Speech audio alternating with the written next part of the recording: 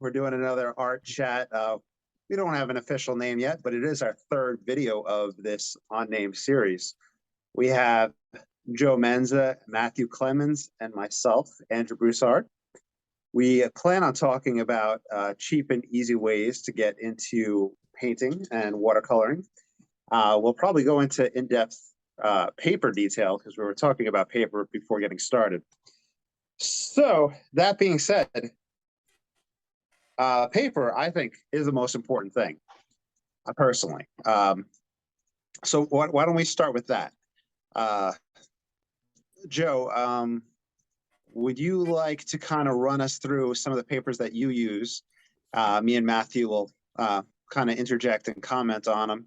And then from there, maybe expound upon anything that wasn't covered. How does that sound? That's good. So when I first started with watercolor, I just used any old paper and a very cheap set of paints. So I wasn't too concerned about it. I just wanted to see if I liked the medium. And I always recommend to people that watch my videos and I talk to, like, don't spend a lot of money initially because you want to see if you like that paint to paper, water, you want to see what you're all about. And then from there, you can progress to like sort of your art store papers.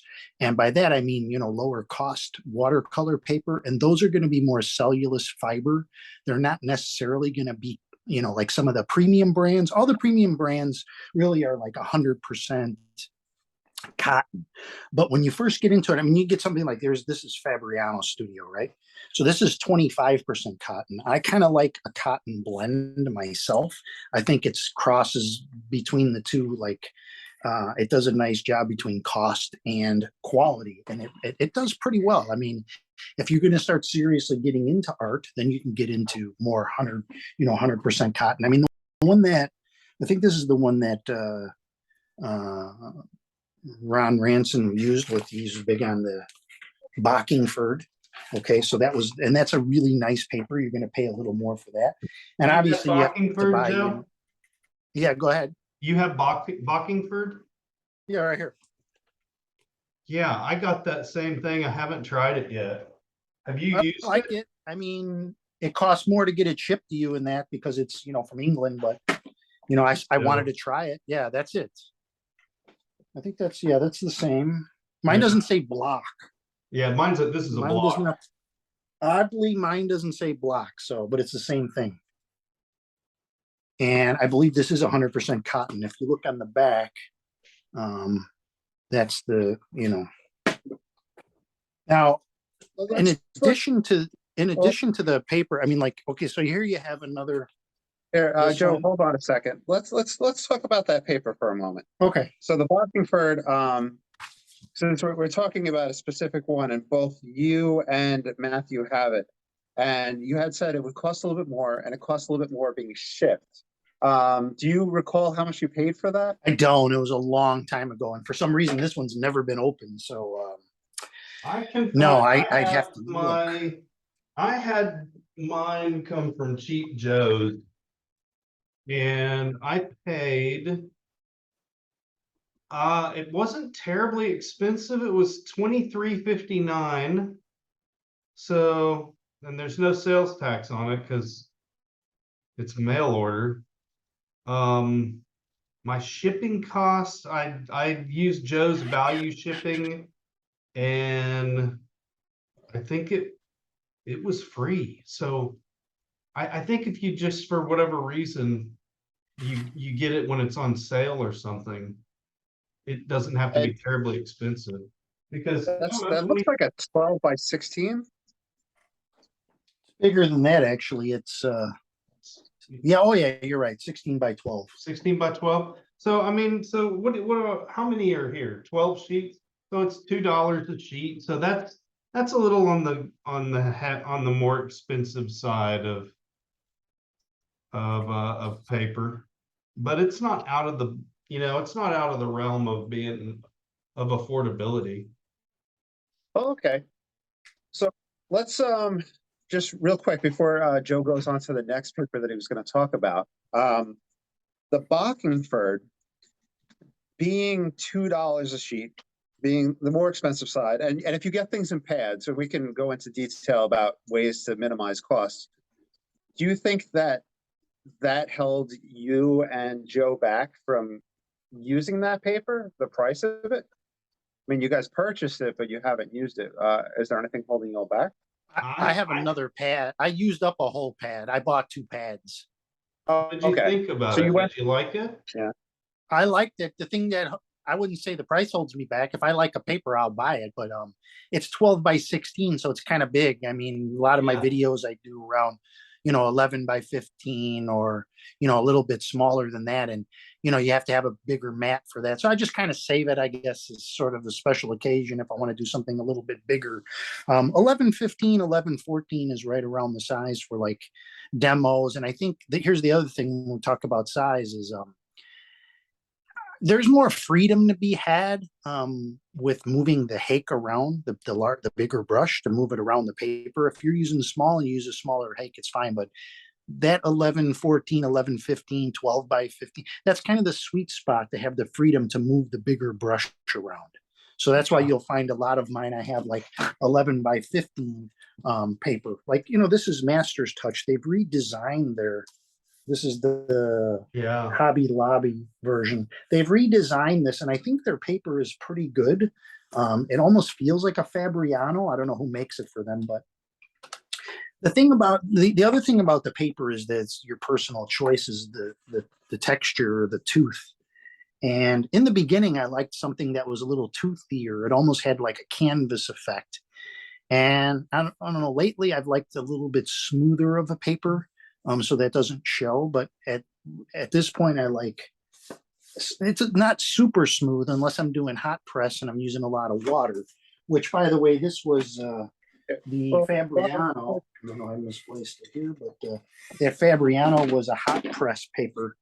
I'll go to this next. I guess this is the next one I was going to talk about. This is the Canson XL. Matthew and I were both getting this quite a bit in the beginning. I remember they had it on sale and I got like tons of pads of it.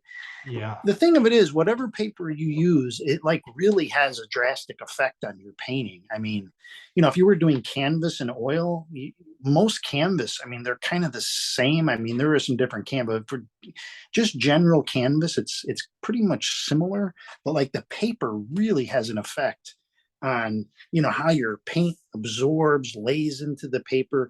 You may Yeah. use something like a Canson and go, wow, I really like the grittiness of how this looks, or it creates a little more granulation. It helps and aids in that. And that's where like the Canson XL kind of does, even though it's not a premium, super premium paper. And then of course you have now this last one I got, which I wasn't really a huge fan of.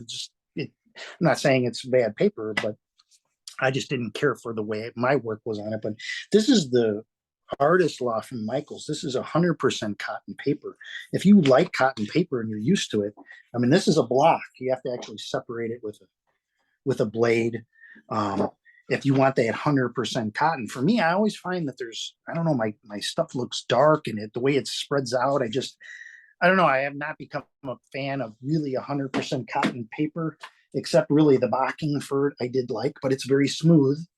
I think if it's a smoother paper, I don't know, there's just differences. It's hard to really pinpoint, but I've tried so many different papers. And I always come back to like something that's like 25% cotton. It's got a cotton blend to it. It just looks better. And I think most people that watch videos that are going to buy supplies go out and buy more affordable. They're going to buy more affordable things, whatever available at really like a Walmart or a Hobby Lobby or something like that. So I want to use what they're going to use. And so there's no, discouragement to say, okay, this is what you can achieve using this. And if anybody that's watching my videos decides they're going to become a professional artist, I mean, they could start exploring the really expensive papers if you fall in love with it, Let me kind of just because a paper is such a deep subject, and just now Joe had went through a gambit of at least 5 different types of papers and mentioned a lot in those regards. So let us kind of review. So Joe had talked about cheap introductory papers for any purpose. The Fabriano, the cotton blend. went up in value to the Bockingford. I think it might be better for us to save talking about Bockingford and the cotton paper for another day, just because we're looking at minimizing prices, right? And Right. based on what Joe was talking about, for people that are more interested in just getting into it, price wise, um, I'm Yeah, it's such a broad spectrum trying to pull things in, and then we start introducing texture and all those things. So let's see what Matthew's ideas are and opinions on this. well, as far as like papers at the lower end, you know, you want to try to get a paper that you can. My advice is that people get a paper that they have quick, cheap access to. You know, that they have a source for. So it shouldn't be something that's hard to get. And if you like um, the Fabriano Studio stuff, this I is, like that paper. you get this off Amazon or you can get it out of Cheap Joe's. It might not be at your Michael's. One thing I've noticed about Fabriano is they've got a lot of different versions of their products, and you can find different ones at different stores. So Fabriano Studio, you get like 50 pages. I mean, 50 sheets for something like around $30 or something.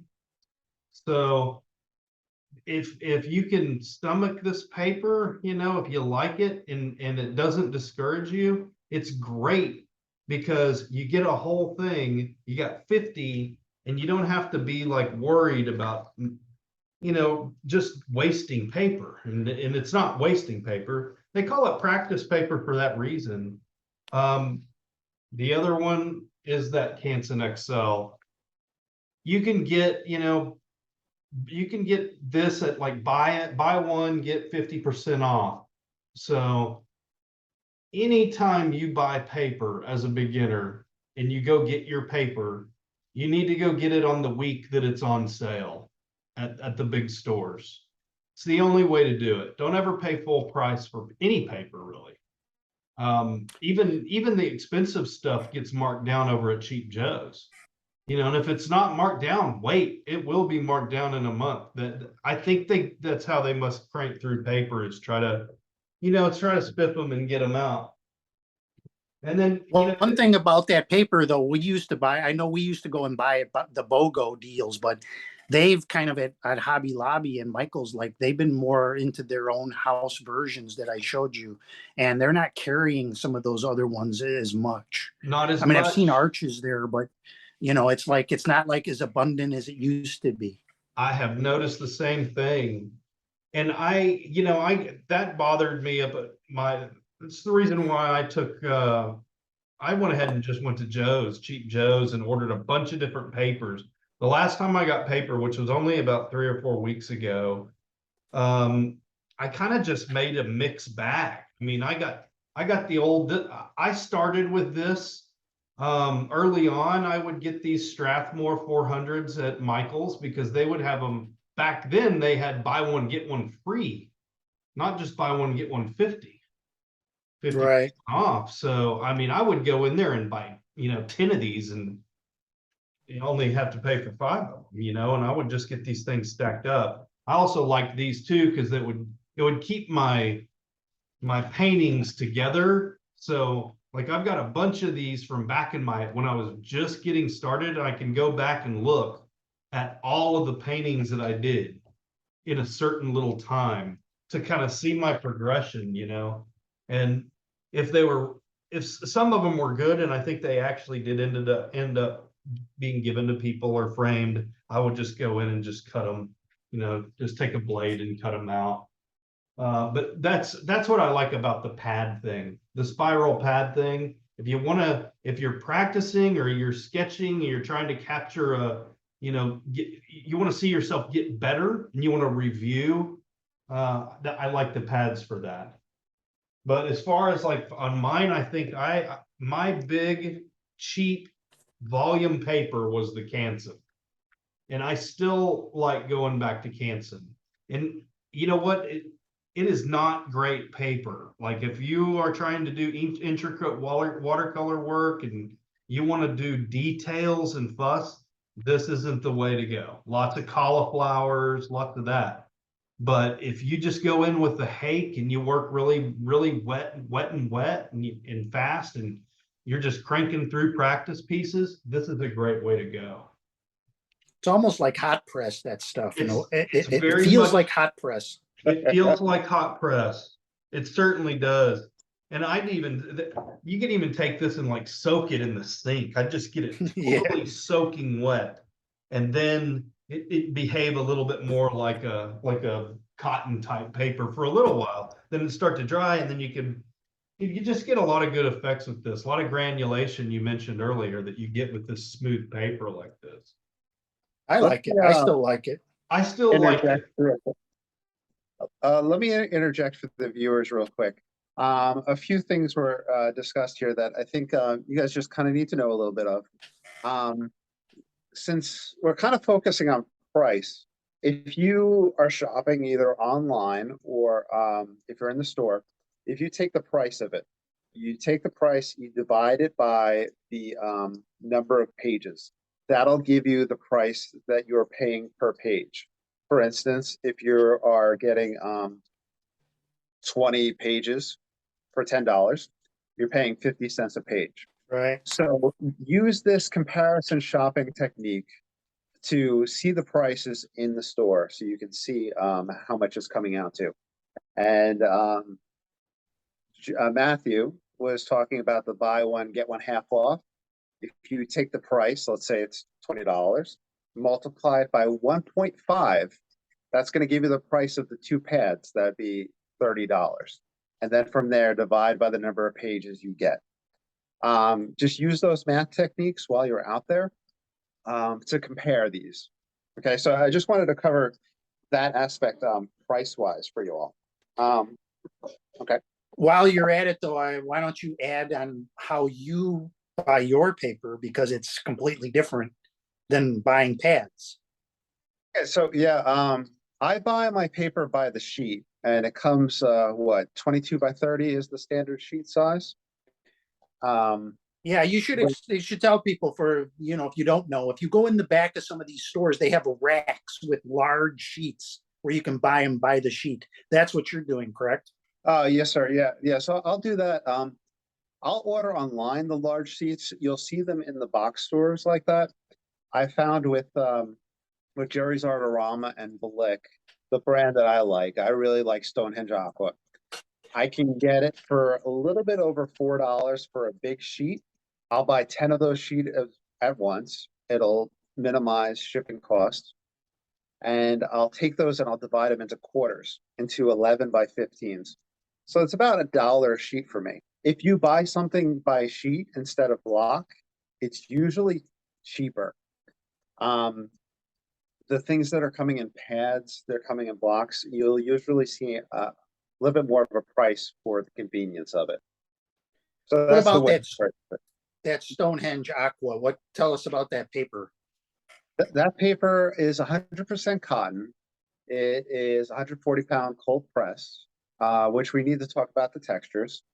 And I'm spending, like I said, about a little bit over $4 for it. It's a mid-range priced cotton paper. You'll see cotton papers range up to $8 or $12, depending on the brand or the weight of it. And weight is something that we should discuss as well. There is so much to discuss with paper, golly. Yeah, the thickness. When we say weight, we mean thickness. But in your case, you're buying what is the thickness of your paper? I'm getting 140-pound. I settled on that price-wise. Usually you'll see out there 90-pound, 140-pound, maybe something in the 200s, and then 300-pound. The thickness of the paper usually kind of attests to how much it could handle abuse-wise if you're scraping and scratching, etc. Right, with 90-pound being very thin. Yeah. So as we go up incrementally in that size, if you get up to 300, you have like a very heavy paper. And it's very thick. It's not going to buckle on you, but you're paying way more for that. Some of the men, the great men and women that we mention on this in these videos will use the 90-pound paper, and they are fast and loose paper, and they're able to get through that before it starts really buckling on them. Yeah, I have some Kilimanjaro that's like 300 pounds. I think it is. It's really thick. You couldn't even bend it. If you shipped it, you'd have to ship it flat. That's how thick it is. Wow. Yeah. For newbies, for people that are just starting out, not meaning to say newbies in a condescending term, I would go 140 pound. I wouldn't go for heavyweight paper. I agree. Yeah. I You're gonna be tried the wasting money 90 at that. when we were all jumping into the 90-pound Fabriano back when that was one of the readily available papers about 7 years ago, I guess.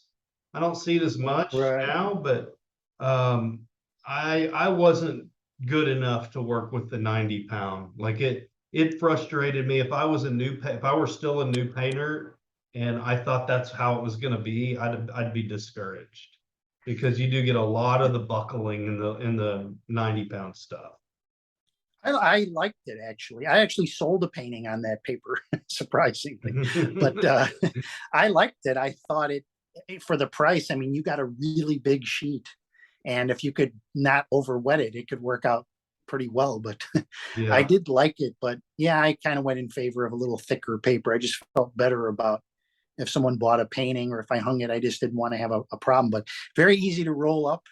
It's very inexpensive to do for demos if you're doing a YouTube channel and you want to save on, paper and you're painting a lot. Mm-hmm. And don't forget one other thing I should mention. If you are across the pond, you're going to see a lot of paper that's 130 pound for whatever reason. I haven't figured it out, but it's unusual.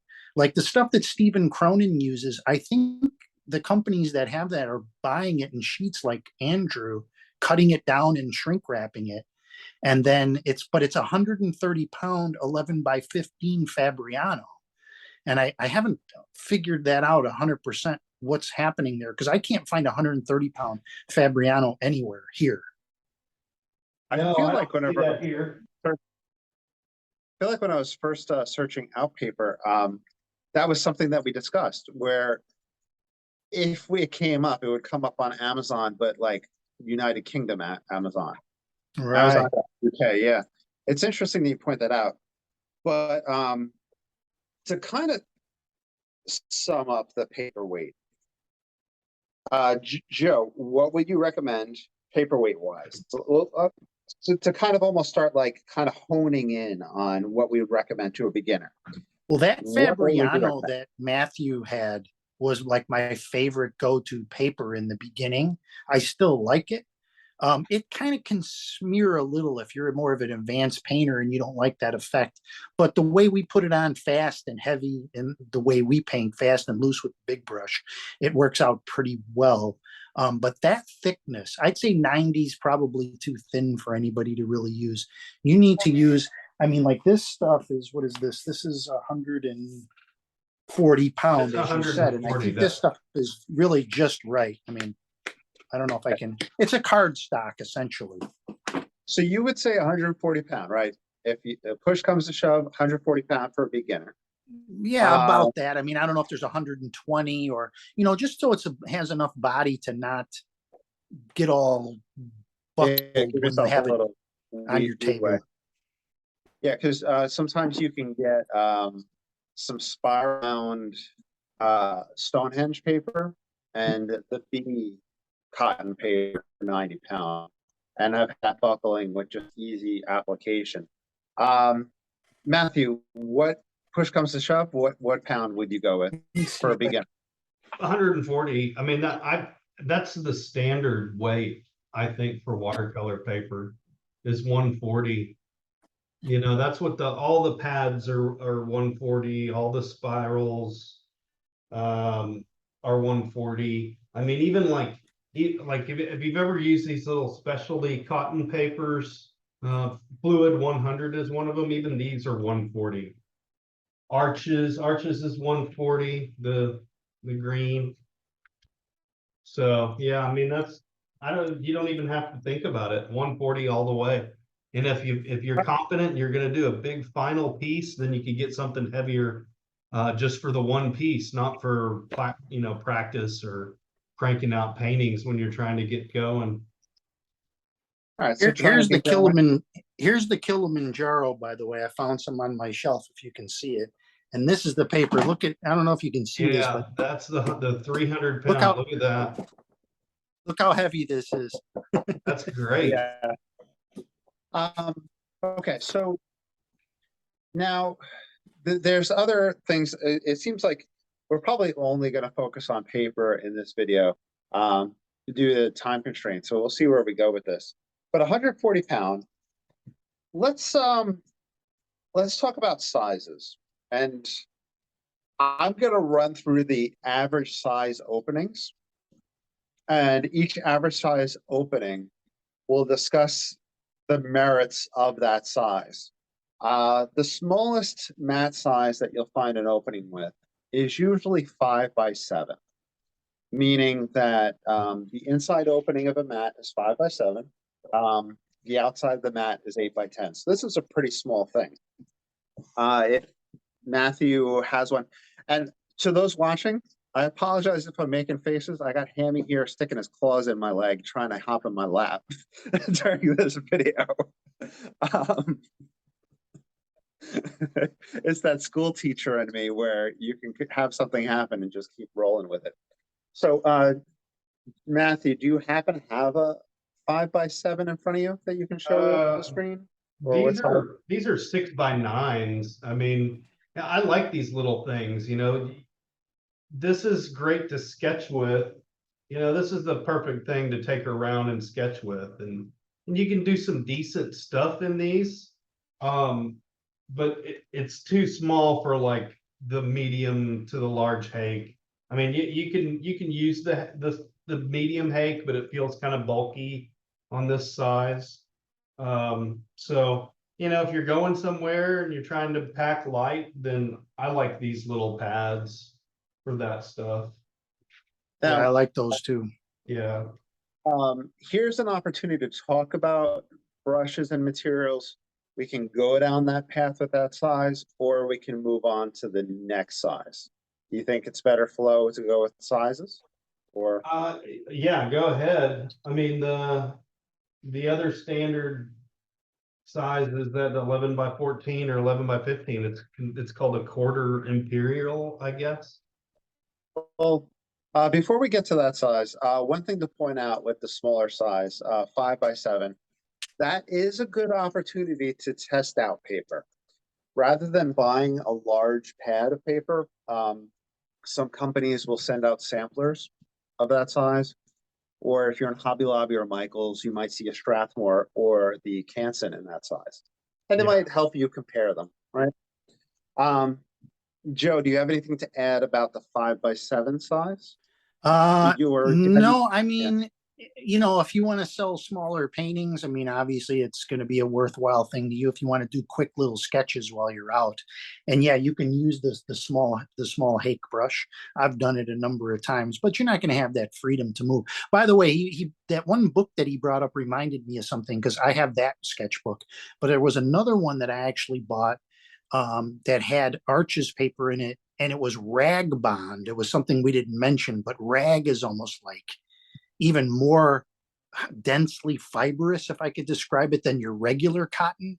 Cotton paper is very absorbent and it's got a lot of fiber. And then you have like the top of the heap is like the rag bond. If you like that kind of paper, it's like old world kind of paper, it has that feel to it. So just something I thought I'd throw out there while I was thinking of it. Something we definitely need to go into detail with when we talk about texture. Yeah. So Matthew started talking about 11 by 14 with the next size. However, for some reason, you will find a lot of the next size up for matte openings is 8 by 10 traditionally. Right. Being the outside 11 by 14. So you have an 8 by 10. And I don't know why, but Arches and other people will do 9x12 pads. I started out 9x12 pads. I taped it to about 8x10, and I started feeling very restricted in that size. Have you guys experimented with that 9x12 size or the 8x10? Yeah, I mean, I've used it, and I wonder if almost they're not trying to leave a little extra so you can have a border by taping it down. That's my theory. I'm not really 100% sure why. It's like this Kilimanjaro's 10x14. This is one of the things I ran into early on. I'm like, okay, I started thinking, okay, how do I frame this and buy off the shelf mats that are available instead of going and getting mats cut? You can get mats cut to any size and have your stuff professionally framed. But what if you want to go on like Amazon, you want to go somewhere and buy these mats? They're already available. Like you say, it's 11x14, 8x10, or actually 11x14 just barely makes it. You can pull it off, but it's very, very tight. Because in the beginning, when I saw like Cronin, he was using 11x15. I'm like, hey, that's a pretty good size, but it wasn't that available when I was looking back then. But then you start finding 11x15, but it's almost too big for the mat. So you have to kind of keep that in mind. Like, okay, this is just going to be a dead space if I use a traditional, like off the shelf mat. As you can see, if I use this mat, this is 16x20 frame, it will fit 11x14, and the 11 side will be just barely enough over the edge. So that's something to think about if you're wanting to frame your stuff cheaply. Yeah. I use 9x12 in Arches. That's the only time I use it, is when I get the Arches pads, the 9x12. You asked about it. Yeah, so you have the 9x12 there. Yeah. The Arches, for those that are watching, would you recommend beginners trying a pad of that? I recommend everybody try Arches. And if you don't like it, just put it away. You'll like it later. Arches is the top stuff, I think. We're at least here, at least the other professional artists that I am friends with and talk to, Arches is their standard for watercolor stuff. Yeah. And it is an acquired taste, but it does produce beautiful work, and I think it helps your colors stay pure, I think. That being said, if you go too dark, or if you make a little mud, it's not forgiving when you do that. Yeah. Yeah. If you like to paint heavy and dark and really rich, then you have to kind of taper that back if you try Arches. But Arches, I can remember the first time I tried it, and I thought, oh wow, this is a new ball game right here on that paper. And I really liked it, and I think I ran with it for maybe 2 pads or so. But I found myself going back. You go back to the stuff you're used to. Yeah. Yeah. So the next size up, 11x15, 11x14. That's the next size bat opening that Joe showed us. I think that is where we're all at. And I think that is probably, I'm speaking for all of us, probably the way to go for fast and loose. That quarter sheet, that 11x14, that 11x15. Right. I would step it up. If you're using the large hake, and I think you can afford to go up to is it 18x16? Joe has been using it. Joe, what's the half sheet size that you been doing? I get a little confused when we talk about like imperial quarters and all, A10. I know that's kind of the way it's done, but I usually, like I say, I stick around. It's this size here. It's big. Yeah, I have one like that. I don't know if you can see it up in the corner. That's about that size right there. Okay. Yeah. So I have not tried that size. I did a sketch in that size, and I was hunched over on the living room floor the kitchen floor, because I didn't have room on the art table. Can you guys for my benefit and for the viewers' benefit, how on earth are you guys setting up paper that large? Is that for me, that's a large size. This is I paint on a drafting table, on a drafting board, so this is something that I do. I always have one of those pads open. And like here, I've got this big pad and I keep this thing open off to one side and do color combinations and stuff, try things out. I'll paint with my other stuff like right on top of here. So I can come over to the side just to have this. So I almost keep, these things are cheap. Again, remember, I'll never buy paper at full price. So when I can get these at a discount, I get a handful of them and I'll keep this one, like a page like this will stay open and I'll use it for a couple of weeks just with little quick doodles. This one isn't a good example, but I've got others where I've ripped these off and there's like, there could be 10 different vignettes on this thing. It's fun to that's a paint great on, and you got to do it in sections. Just to give you an idea, like this is 12 by 16 I showed you earlier, right? Yeah. Just to give you an idea of the mat size you have to use. This is a 16 by 20 mat with a, not exactly 12 by 16 opening, but this is what you have to, if you're framing this thing, this is the kind of mat you have to use, or even larger if you want to go on a bigger frame. So gives you an idea of what you're up against if you're wanting to frame these things. If you're selling or you have a booth or something, you want to frame them, it's going to cost you a lot, and you're going to have to get those mats cut. Yeah, for sure. And I'd say that even though it's fun to paint on those larger sizes, you're going to have a harder time selling those. People who are out casually buying original art, they don't want, wall space is valuable for them, and they want to be able to leave with something that's not going to dominate, unless it's something they're going to pay $1,000 for, which they're not going to pay $1,000 for a watercolor. See now, here's another one of those. This is the same size as what you have there. Yeah. And you'll notice I did a little border on it. Mm-hmm. So just to have a little border, you can afford to do that when you have a big paper. You can make a big border going all the way around, but you'll need a drafting table. That's what I use for this, and either tape it down or have a large board you're going to have to clip it to. But I taped this one instead of clipped it because it's so big. So that's what you're going to have to do. So let's wrap up sizes with kind of final thoughts. For me, I focused on 11 by 15. It's easy for me to tear that size. So I get to that size very easily. It's easy for me to mat it. And I would say you guys had mentioned ease of sale, ease of matting.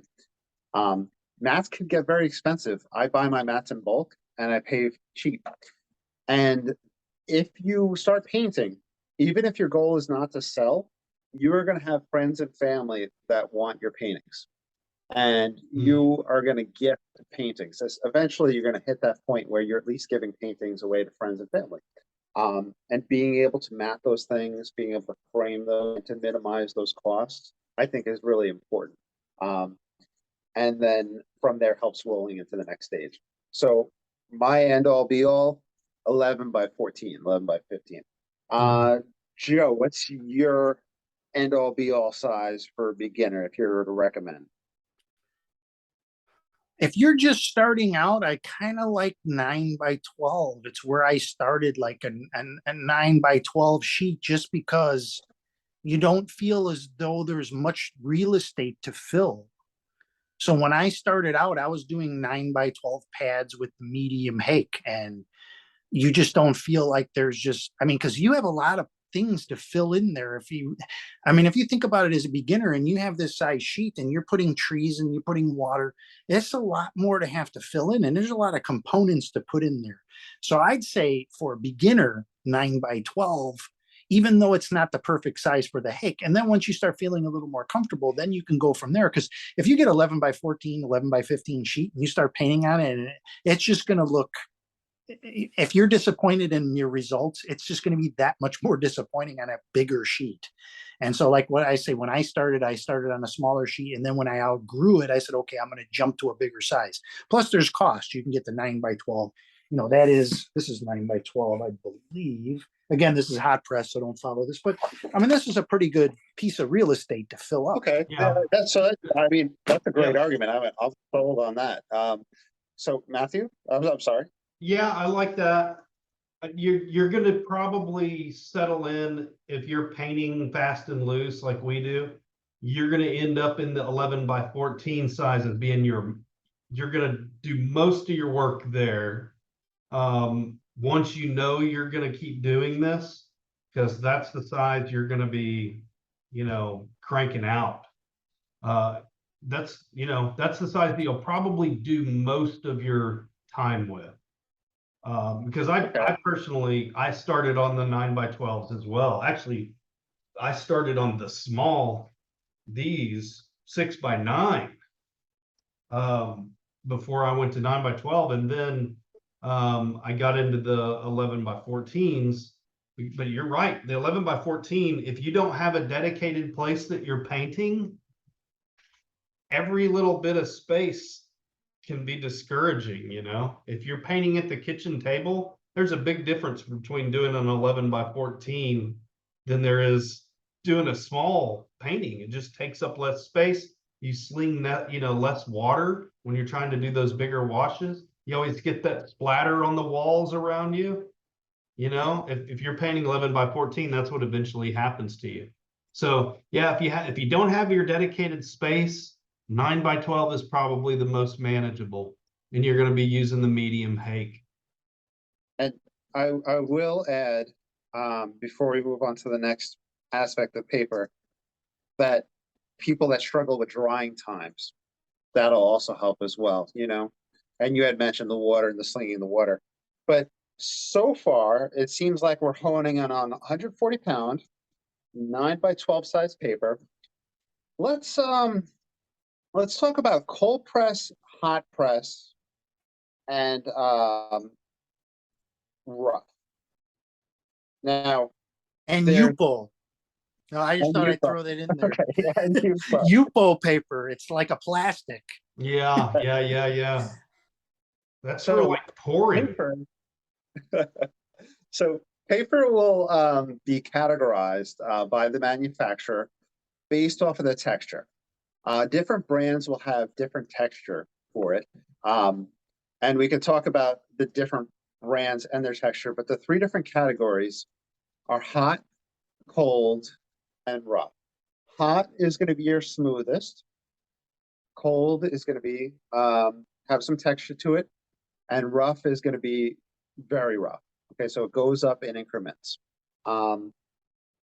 They all serve a different purpose to it, and we're eventually going to hone in on what we think would be best for a beginner. But since we're talking in depth with paper, why don't we start with Matthew, and why don't you kind of go through the papers and tell us your experience about those different. All right, and Yopo is like a plastic. It's gonna last forever. Yeah. The paper. Yeah. So Well, anyway, a cold press is also called knot. If you see, depends on where you are in the United States. We just call it cold press. But like if you look at your Bockingford, it has it listed as being knot, which means it's not hot press. So NOT, not. Cold press, not.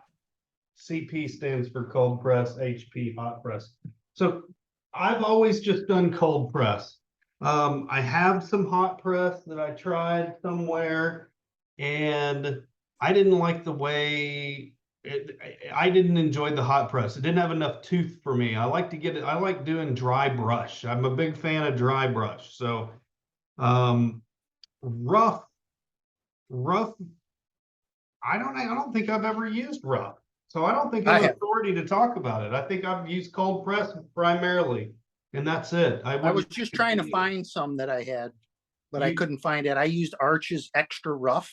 Uh-huh. That is something. Yeah. It's a very unusual paper. Wasn't really a fan for what I do, but I could see people wanting to use it. It's almost like stucco. Yes, yes. That's a great descriptive term. Um, for me, I've experimented with all three. Hot press, which is the smooth. Um, I'm not a fan of for watercolor. I think that hot press is usually recommended for people that want to do pen and ink and then paint on top of it. Your nibs, etc., are going to catch less because it's a smoother surface. But there's not really much divots and everything for your pigments to sit inside for your paint. Yeah. Hot press, on the other hand, like Matthew had said, as Joe had said, is like stucco. And You mean the rough, not the. the Rough. rough, yeah, the rough.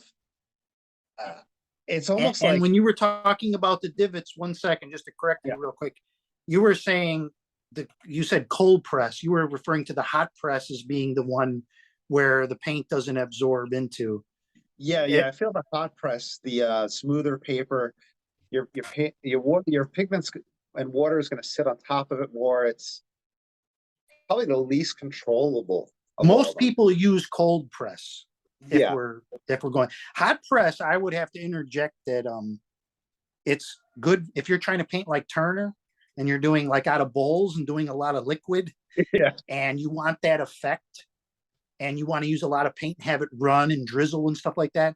Actually, hot press is a good paper for that. It just takes a certain amount of getting used to, but it's a certain kind of style that you're going to want to do. Again, this is the Fabriano. This is the hot press, and so when you do this, yeah, it stays wetter longer. The paint sits on top. I don't know about the ink and pen. Maybe that is a thing for this particular paper, but I've never done any ink and pen. yeah. Well, I do the alternative processes. I use the paper for the printing, all those different methods. So that's where I was able to purchase it and have a crossover between other experiments and other materials. But if I was just doing watercolor, I would do just cold press. Yeah. Mm-hmm. Yeah. Should So, probably mention, just in case people are going to ask about it, mixed media, which is basically what it is, what it says. You can do watercolor on it, but it's typically for people who might want to do a pastel or, they want to do a combination of different mediums on one sheet of paper. They're coming out with so many different kinds of papers today. I mean, I'm going to throw a little oddball in there. I know it'll probably be reversed on camera, but this is Arch's oil paper. And Andrew, you do oil painting. This is supposed to be designed to respond to oil. And then there was that Yupo I talked about, which is like almost like plastic. So there's so many little things coming out in paper today that gives you a lot of wide variety of options. Yeah. my friend gave me a little sheet of Yupo, and I have it. Oh, you have it? Just a small sheet. I haven't tried it yet. And you could see the sheen on it. If you've ever done darkroom processes with the resin coated paper, it feels like that. Mm. It's I It's haven't tried expensive it. too. Yeah.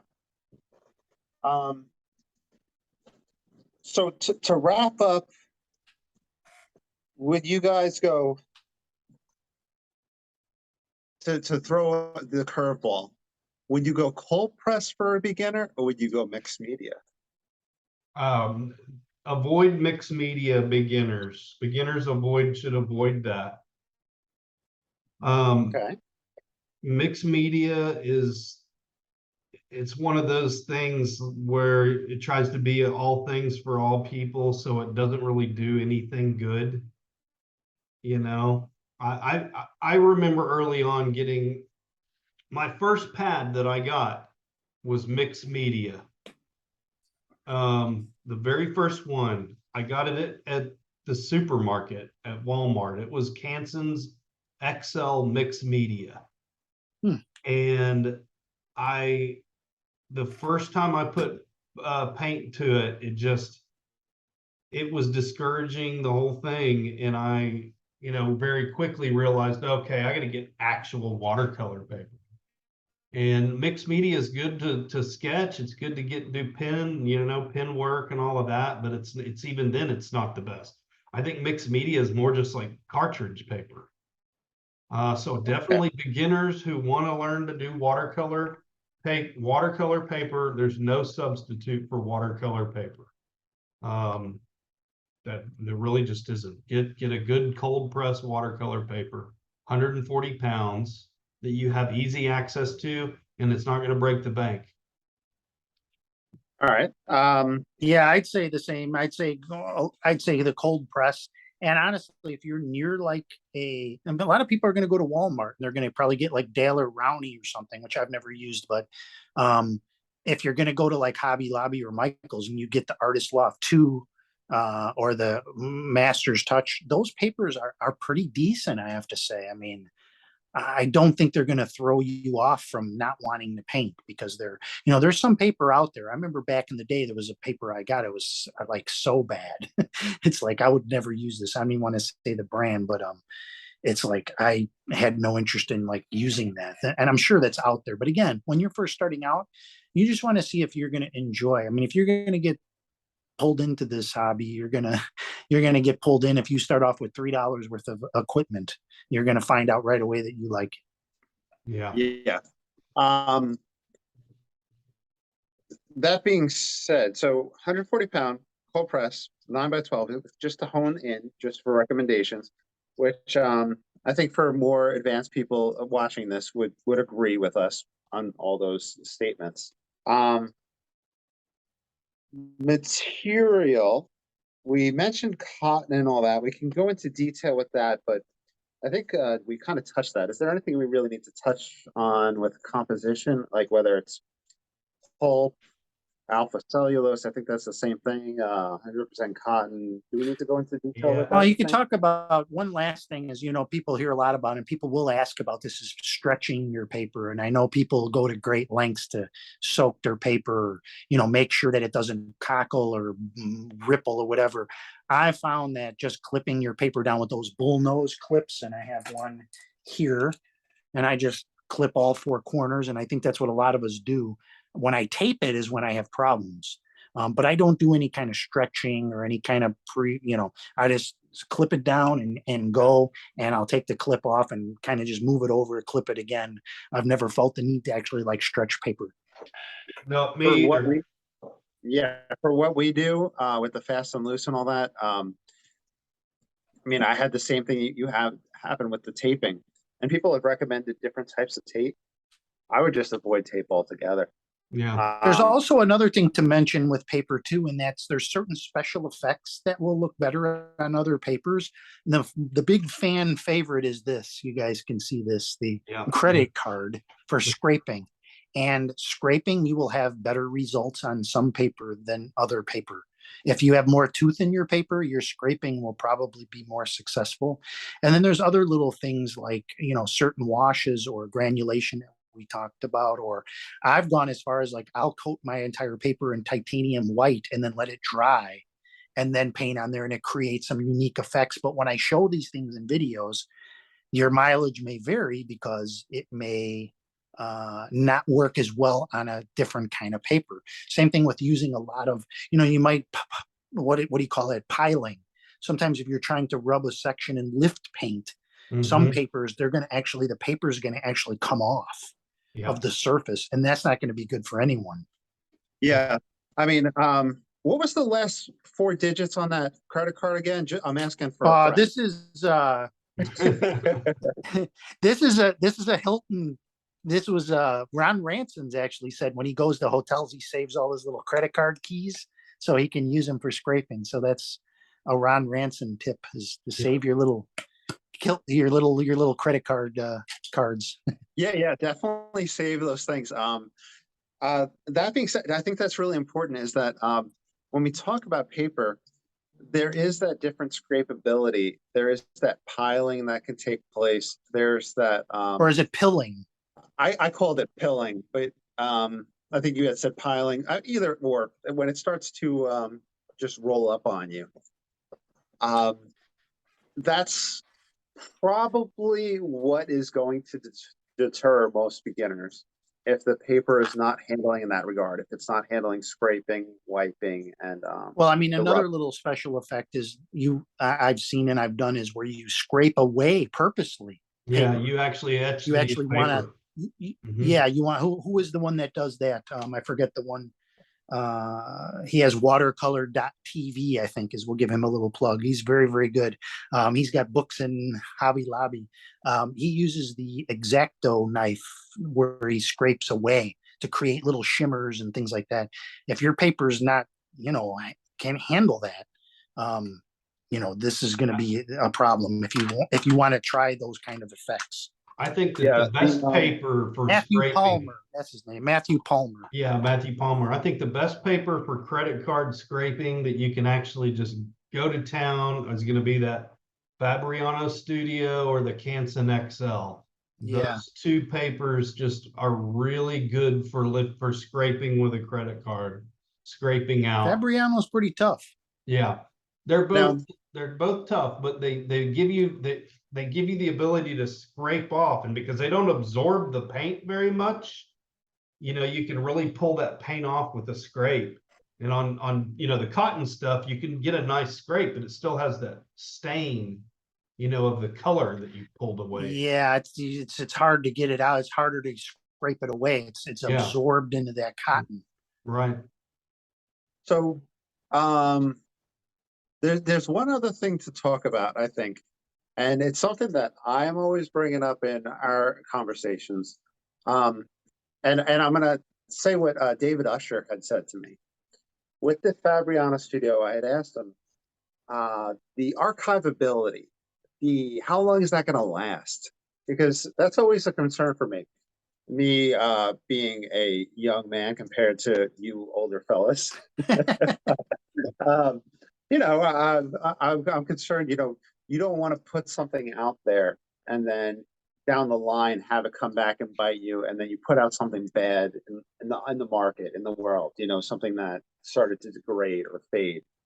But David Usher had told me, he said that those papers will last our lifetimes. Yeah, I agree with him. I think these papers aren't bad papers. I think they're all pretty good, high quality. As soon as you get into the 140 pound, then it's about that weight.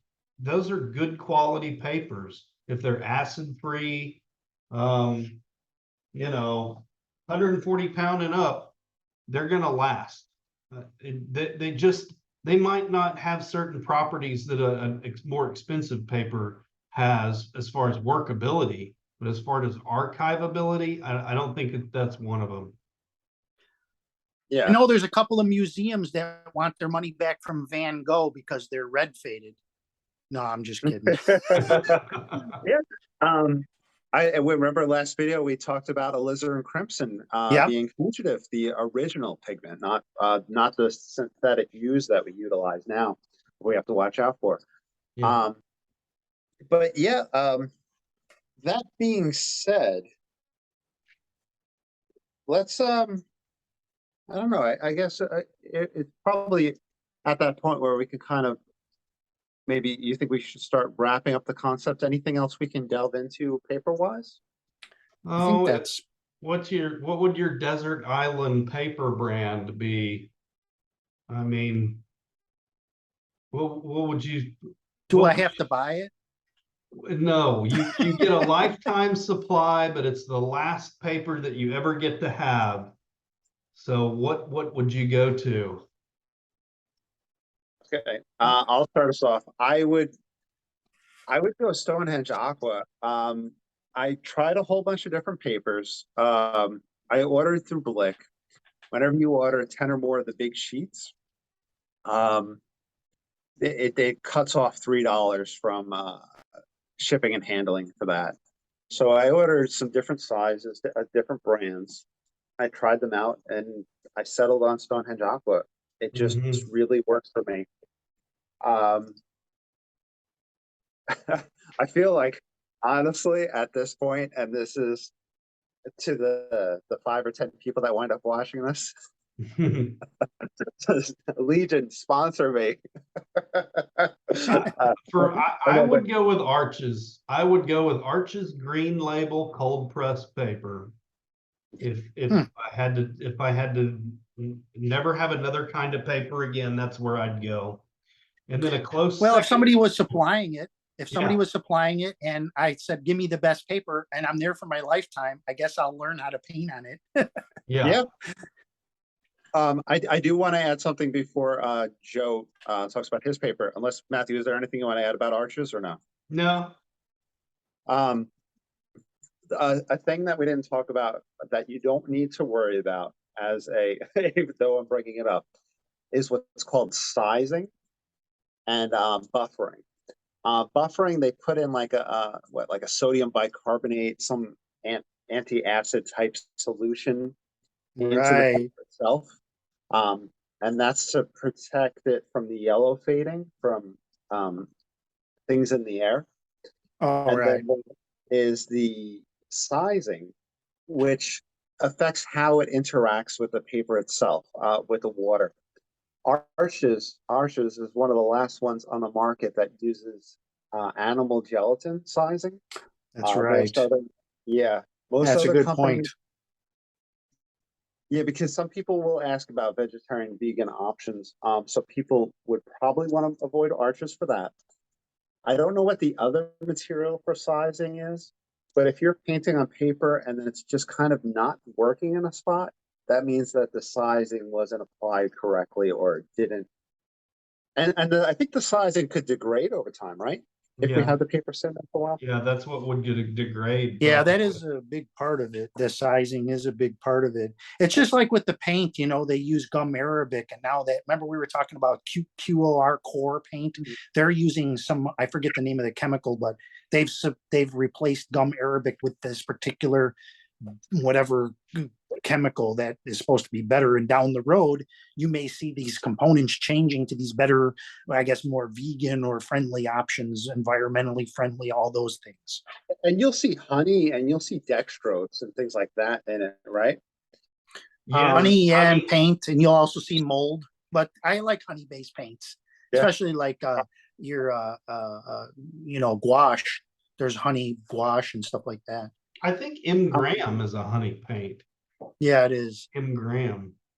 Yeah, people talk about keeping it in sometimes they find little moldy areas of like their gouache and stuff like that. Just got to have to seal it properly and use certain kinds of, techniques to avoid that.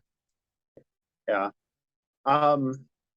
So what would your desert island paper be, Joe? I mean, I've jumped around from so many different papers. I have this weird confusion going on right now. I'm actually going through this little, because I've jumped around in so many different mediums, and it's like I've taken, I was reading somebody mention this on one of the forums. They were saying that they got like too obsessed with it. And it's like, I've got so obsessed with like trying so many different things that now I feel like I'm a little bit lost at like, I almost need to settle on something, stick with that and make that my thing. And so with a paper, it's really hard to choose. It's like saying, what's your favorite movie, kind of a thing. So I wouldn't, any of the papers that I showed you, I don't think I'd be disappointed to have. I mean, really, they all would work over time. It really wouldn't be a problem, especially if someone's buying all my paper. I'll take whatever you give me. I do want to, there's something important that I think that you said there, the rabbit hole and delving deep into this that you get lost. Yeah. Sometimes it's very easy for us to overthink. And I think that will probably be something that we talk about very often in a lot of these videos, is the overthinking aspect. So that being said, Matthew, what would you recommend to a beginner? And how much money would you recommend spending? And any other recommendations to beginner? For a beginner. Yeah, to kind of like to prevent that rabbit hole dig for a beginner. Yeah. What would you recommend and why? So I feel like this is where the Ron Ranson method comes into play. If you're a beginner and you want to get good, get functional fast, then settle on a paper and stick with that paper for a while and settle on a brand of paint, and it should be the best stuff you can afford that you have easy access to. Okay. Limit your palette to the absolute bare minimum, and don't, you know, no new paper is going to send you and advance you in your abilities. No, there's no magic brushes out there. The Hake is the closest thing to a magic brush you're going to find. So there's no reason to like continually go and buy new brushes, buy different brand of paint, different brand of paper. That's not going to help you. You've got to get a good quality brand of paper, good quality brand of student grade paint, and a handful of brushes that have been recommended to you, and just work in that for as long as you can. So out of your collection of pads there, why don't you show us what you would recommend for the beginner? For a beginner, So the beginner can see it, because we're considering price, we're considering bulk. These are papers that are readily available, either on Amazon or in the store. okay, so And- this is for the phase of being a beginner where you should not be worried about wasting paper, so that you can, you know, hey, if you screwed up a painting, rip it off and start a new one. It's going to be either this one right here or this one right here. Canson XL or the Fabriano Studio. The Fabriano Studio, because you get 50 of these things, is the cheaper option, though it's not as, you can't just run down to Michael's and pick up the Fabriano, whereas you could on the Canson. Canson, Walmart's carrying this now. So choose Really? one of these papers and get yourself just so you have it ready, that one little pad of arches, so that after you've been painting for a few weeks or months, you know, get it out and try your hand at 1 or 2 pages off of this thing, and then put that aside. Go back to your mixed papers, your, what do we call them? The cellulose papers. I will say, the 2 pads that Matthew showed, expect to probably pay between $20 to $25 for those 2 pads each, I would say. 25. The Fabriano 50 page, it's got 50 pages in it. You're going to get it for about $36 to $39, I think. 36 to 39. So you're Yeah. spending 60 to probably 70 cents a sheet, which isn't bad. That's right? not bad. And if you can find a deal on it, sometimes you can find, like at Cheap Joe's or something, you can find a deal, and you can even bring that down a little even further. Yeah. And I think that went up. Yeah, I think unfortunately, my numbers that I'm referencing are from 4 or 5 years ago when I Yeah, had I was bought it. about to say, it's things Yeah, are going prices up. have gone up. And the Canson XL, I'm pulling up Michael's right now just to tell you what the cost of that stuff is going to be. So Canson XL watercolor pad for the 9x12 is $14. For how many the sheets? that's going to come with how many sheets? 30. Okay, that's 50 cents a sheet right there, right? Yeah, that's Am I pretty doing- good. Yeah, So that's pretty good. cheapest option for just painting right off the bat would be the Canson SL, probably the easiest for people to find, right? Yeah, Fabriano has that 25% cotton aspect. and it's got a Okay, nice tooth. Yeah. Fabriano has a nice tooth that if you think you want a paper that's got some texture to give you dry brush stuff, you're going to be better off over on the Fabriano than on the Canson. If you're looking for scraping and granulation, then the Canson. Okay. Actually, quick idea. I don't know if we've mentioned this, but we're the admins, moderators on the Ron Ranson Facebook page, Ron Ranson Disciples, where you can come check us out. I think we should do a group challenge. Since it's Halloween, we'll do something called Show Your Teeth, Show Your Tooth.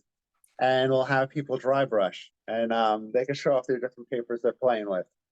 I think that'd be a fun little comparison for people across the world, right? Yeah. Can yeah. can I get in the beginner Oh, thing yeah, yeah. too? Oh, I just Yeah, wanted to get in on that real quick. I think, see, for me, I think most people, I don't want to speak for most people, but I just think people are going to go to whatever local store they have, and they're going to pick up whatever is just readily available and not very expensive. And a lot of times that means whatever paper's there, like if you're going to Walmart, maybe they have that Canson is fine, or they might have some brand there. And then they're going to have a set of paints, and they're not going to be the set of paints that like we follow in the Ron Ranson group. There'll be a few in there, but they're not going to be quite the same. And I believe that's what people are going to start with. The trick here is getting the hake, and that you have to order online from like an Amazon or an eBay or something. That is not as easy to get. And there's a couple art shops online. People may buy like a cheap version. You might find one on the shelf and it'll work okay. It'll look like a hake. It'll feel kind of like a hake, but it won't be the exact same thing. And Matthew's going to show us the Master's Touch one here. I know. This was sold as a hake. This was labeled in the store back in 2000 and when did we get into this? 2015 or 2016? Back in 2000, 5 years ago. In 2016, this was sold in Hobby Lobby as the Master's Touch hake. And this thing is so far from a hake. I mean, this is like a trim brush for a You can get it to work. You guys both have one? Can I do it? Here's mine. yeah. This is mine. You can get it to work. The problem is that is this the, no, this is not that one. This is Grumbacher. This is for something totally different, but you can get that brush to work. I mean, a lot of hairs and stuff come off of it, but You can get, this will get you there. If you're waiting for your Ron Ranson hake to be delivered, you can run and get this as a stopgap. And I actually do use this thing to clean my palette with. I scrub my palette with this brush. who has this? This is the That's Frank Clark.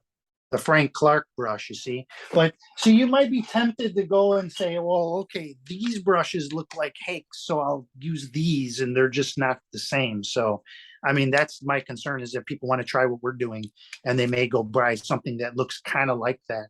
But that's the only thing you can't really pick up readily in the store, is that particular brush, but you can get something like it.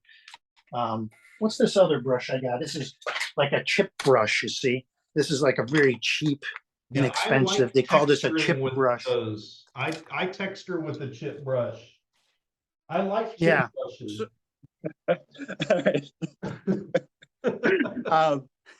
See? I think we should do a whole video on brushes. I don't think we should do a whole video on just hakes alone, but I know that we should do a whole video on brushes.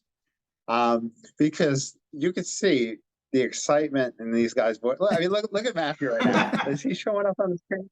Look at the excitement right there. Let's switch to him. Yeah, but don't get caught in that rabbit hole, really. I mean, we're laughing and stuff, but like, you don't really want to get like, okay, buying all these brushes and having, like this is just nuts. I mean, honestly, it's not good. But I mean, I found that I did like fan brushes as a result of doing it. But I've got Bob Ross brushes, for crying out loud, and I do different things with them. But you don't want to get caught up in this whole thing. You don't need to really spend more than maybe $50-$60, really. You really don't. Bringing it back to paper, like I said, we have a lot of conversations on the side, and Joe has been very prominently exploring the store brand papers. Matthew went into detail with the Canson and the Fabriano as a recommendation. Why don't you, Joe, do you want to talk about, to wrap it up, maybe the store brand papers that people might come across and what you would recommend? Well, once again, I mean, if you have, like, let's say you have a Blix in your town, you're going to have a lot of that's another chain. They're really good. They have a lot of varieties. You're going to find some more high-end stuff, but I think most people are going to have Walmart. They're going to have Hobby Lobby, at least in the United States, right? You're going to have Hobby Lobby and Michael's. Michael's, right? Yeah. They all have different sales on their things. Go when the sales are. If you're going to go to Hobby Lobby, I like to use their brand. I think their brand is good right now. I don't know if they changed. It seems like they did, but I like their brand. I'll buy like 1115, 9x12, whatever. And I like the Masters Touch paints. They're very close to the Cotman. If you can get Cotman, get Cotman. But those tubes you can get for like $3 a piece. So if you buy the 7 colors, that's $21. If you buy one of these 7x15, I think they put the price on there. Look, $21.99. But if you get it on sale, so let's say you don't get it on sale. Let's just pretend you don't. The other one, maybe you get the paint on sale. So that's $21 because otherwise they're double the price. You're at $40 if you pay full price for the paper, 30 if you get it for half off. And then you just need your brush and you need some kind of board and some little clips to fix it too. And you're good to go. I mean, that's Okay, so you can get in for around $50. How many sheets are in that pad you were just showing us? Oh, this one is 15. Okay, so that's 15. Was that 100% cotton? Because I know you were saying No, that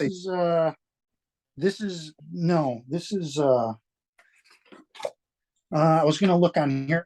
I don't know the cotton content of this So what are off the the top of my numbers head, on but I like it. It reacts fine when I do my stuff. But if you want cotton paper and you want to delve into that, you can buy the one. What did I show you? I showed you the one from. What If I'm you go to- getting at is If you go to Hobby Lobby, or I'm sorry, Michael's, they have a cotton option, and you can buy this. I don't think it has the price on here, but it's more. But you can buy this, and you can buy. They Yeah. have the little Michael's Artist Loft paints. They're individual. You can buy the individual colors you want. I think those are like $3 a tube or something like that. You can do almost the exact same process going over there and spend $50 or less and go on sale. And you can see if you like it. And then from there, you could try other things, but don't get too crazy and let it obsess you and go down the rabbit hole of, I'm going to try this and this paper and this paper. Stick with one thing, get good at it. And, because you'll end up confusing yourself. I mean, I've went into gouache and acrylic gouache, and it's like, I'm constantly trying to get really pull out and, do way better than the last painting that I did. And it's like, I got to do better. I got to, and really you start losing the enjoyment then if it gets to be too much of an obsession, which I tend to do with my hobbies. what I kind of want to get at, just to kind of wrap it up, because I know that you have explored those store things, is that the Fabriano studio, like the price per page, the Canson, which is now showing up at Walmart, the price per page, the store brand Michael's or Hobby Lobby, or even maybe Blick, what would you recommend price per page? Well, typically, if you get it on sale, it's 50 cents a page. If you don't, it's $1 a page. That's about where it falls. So and that seems to be the same as the Canson XL from Walmart, right? So if you're staying between 50 to 70 cents a page, just to kind of wrap things up for the viewers, that's where you want to seem to fall between.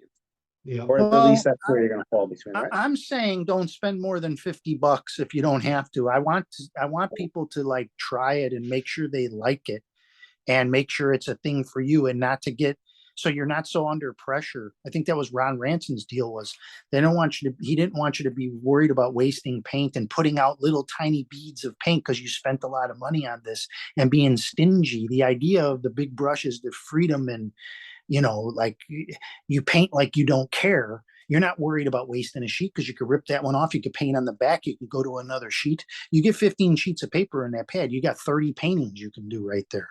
So, I mean, that's going to keep you busy for a while. That's 1 month's worth if you paint every single day. And then, of course, your paints will last you. But, I mean, that's why we do the, like the tray. Another thing we'll get into is you can either put it in a zip bag and, make them stay wet, or you can put it out there and then reactivate them by spraying them with water. So you're not going to waste paint. So you don't need to worry about waste. You don't want to worry about any of that stuff. You really want to see if you like it. The goal is to have a good time, release distress and all that kind of stuff and enjoy what you're doing. Join our little group and show off your stuff and talk about it with other like-minded people. That's the whole fun of it. Important thing you mentioned in there. Save those papers and paint on the back. I had a stack that was ginormous and I was painting on the back. And I also had a local artist that was getting into it. And I was like, hey, you can use my paper, the back of my papers to paint. So you can help once you get into it. I know you're currently helping other people getting into the art process, and I have as well. The back of the paper, that's invaluable space. That's prime real estate right there. And in fact, you might paint looser on it. At that point, I mean, so it sounds, I think we covered every aspect. Matthew, is there anything you want to add? Anything to wrap up? Any ideas? No, not really. I think that's about it on paper. Yeah, we Yeah. really attacked the subject of paper. I The think other that thing you can do too is if you have paintings that you've had for a long time and you look back at them and be like, oh, these were just practice, no good. I'm not going to do anything with them. You could paint acrylic over the top of them. I've been doing that lately, like taking some older paintings and like using that as an painting and then painting an acrylic on top to start painting with acrylic. Acrylic is kind of like watercolor, but if you're looking to make that little jump, maybe there's some reason why you want to advance from watercolor to acrylic. For one thing, tubes of acrylic, you can buy a giant tube of acrylic paint for a lot less money.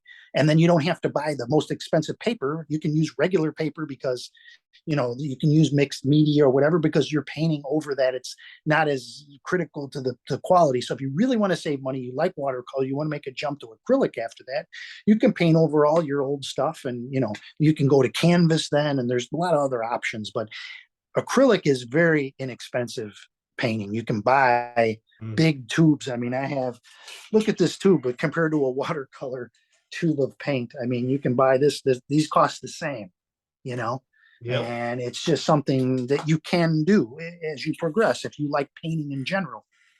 I will say, okay, so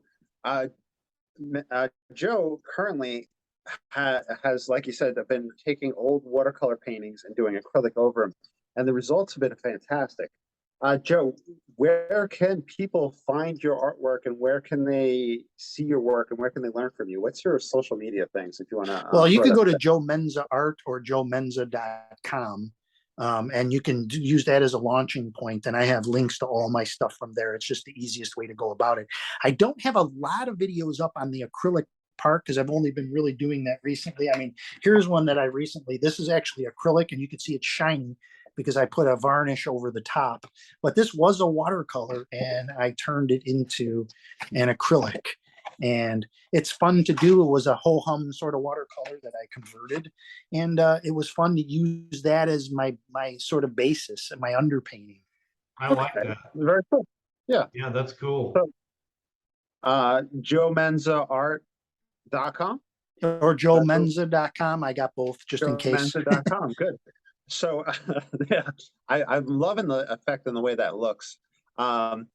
Matthew, for people that want to seek you out, I'm found over at the Ron Ranson Club. So the Ron Ranson Disciples on Facebook is where I'm active. I'm on Instagram as Clemons Watercolors, Clemons Watercolors. All right.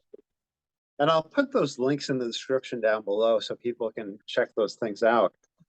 On that note, where can you be found, Mr. Host?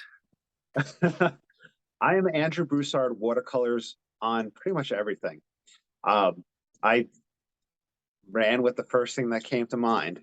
So if you want to check that out, I'll have links down below as well. But yeah, so we'll see you all on Ron Ranson Disciples Facebook page. And I mentioned earlier, potentially a group little challenge for the month. I think that'd be fun. Show your tooth. Maybe play with different paper, see what we have available worldwide. On that note, let's say goodbye to all you all. What you got? Thank you, sir. Thank you. Yeah, thank you all for taking the time out of your day to talk about this. We'll be back with more videos. Down below, let us know what you would like to hear, what you'd like to see us discuss. If there's anything that you'd like explained better. Future videos will entail the Hake brush, different brushes, paint purchases. So we'll look at different ways for us to help you guys minimize your expenditure and make things easier for you to jump into the painting world. All On that right. note, y'all take care. Right. Take Thank you. care.